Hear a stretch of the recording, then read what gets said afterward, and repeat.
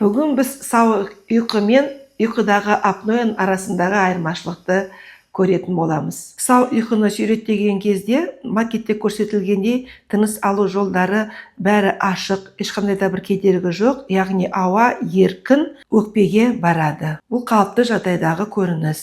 Енді түнгі уақыттағы апноя кезінде болатын өзгерісті көретін болсақ, ол жерде ұйқы кезінде тыныс алу жолдарының бұлшықеттері босаңсып, ол кедергі жасайды.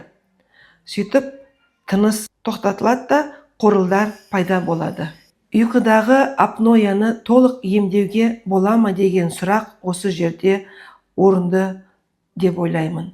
Көбінесе толық емдеу мүмкін емес, бірақ оны бақылауда ұстауға болады. Оған сипап терапиясы макетте көрсетілгендей көмектеседі. Бұл құрылғы тыныс алу жолдарын тұрақты оң қысыммен ұстап тұрады. Сипап аппараты маска арқылы ауаны оң қысыммен жұмсақ жіберіп отырады. Соның салдарынан тыныс жеңілдейді. Бұл қауіпсіз әдіс және ұйқы апноясын емдеудегі алтын стандарт болып табылады.